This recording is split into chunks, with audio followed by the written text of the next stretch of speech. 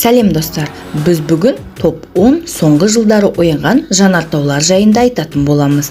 Жалпы жанартау табиғи геологиялық формация болып табылады.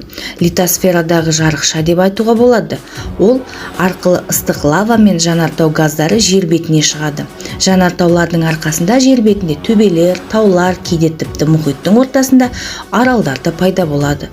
Жанартаулар тек жер ғана емес, басқа планеталарда да кездеседі. Мысалы, Марста да жанартаулар бар. Алайда бүгін біз жанартаулар туралы айтатын боламыз. Жер планетасында орналасқан және соңғы уақыттарда оянып атқылауын жиілеткен жанартауларға тоқталатын боламыз. Олай болса, біз бастадық.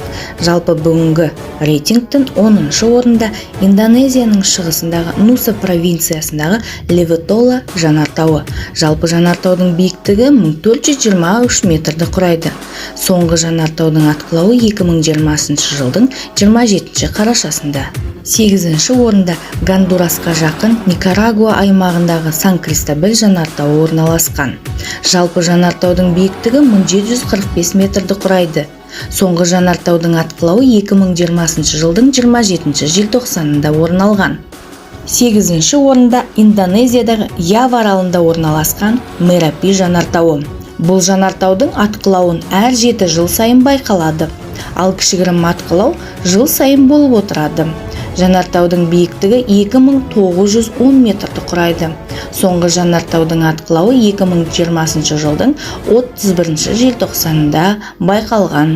7-ші орында Беринг теңізінде орналасқан ақш территориясындағы жетаяқты жанартау. Жалпы жанартаудың биіктігі 1220 метрді құрайды. Жанартаудың соңғы атқылауы 2021 жылдың 2 ақпанында байқала бастады. 6-шы орында ақштағы Андреев аралында орналасқан үлкен Ситкин жанартауы. Жалпы жанартаудың биіктігі 1740 метрді құрайды. Жанартаудың соңғы атқылауы 2021 жылдың 25 мамырында байқала бастады. 5-ші орында Солтүстік Америкадағы Коста-Рика аумағында орналасқан Ивана Каста провинциясындағы Рикон де ла Вьеха жанартауы. Жалпы оның биіктігі 1916 метрді құрайды. Соңғы рет атқылауы 2021 жылдың 28 маусымында басталды. 4-ші орында Чили және Аргентина шекарасында орналасқан Копау жанартауы. Жалпы жанартау 2 километр қашықтыққа созылатын 9 кратерден тұрады. Жанартаудың биіктігі 2997 метрді құрайды. Соңғы атқылау 2021 жылдың 2 шілдесінде басталды. 3-ші орында ақштың Аляска қаласында Павлова жанартауы орналасқан. Бұл жанартаудың есебінде 40-тан астам атқылау тіркелген. Бұл Аляскадағы ең белсенді жанартаулардың бірі болып саналады. Соңғы рет жанартаудың атқылауы 2021 жылдың 5 тамызында байқалды.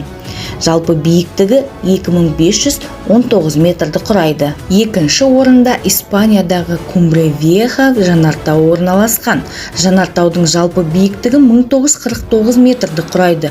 Соңғы атқылауы 2021 жылы 19 қыркүйегінде басталды. Атқылау нәтижесінде 6000-нан астам адамды эвакуацияланып, 1000-нан астам ғимараттар толығымен жойылған екен. 1-ші орында Гавай аралында орналасқан Килауи жанартауы. Жалпы жанартаудың биіктігі 1247 метрді құрайды. Ғалымдар жанартауды 1912 жылдардан бастап бақылап келеді. Жанартаудың соңғы атқылауы 2021 жылдың 29 қыркүйегінде басталған. Видео ұнаса, пікіріңізді қалдырып, каналға жазылуды ұмытпаңыз. Қазақ контентінің дамуына үлес қосайық.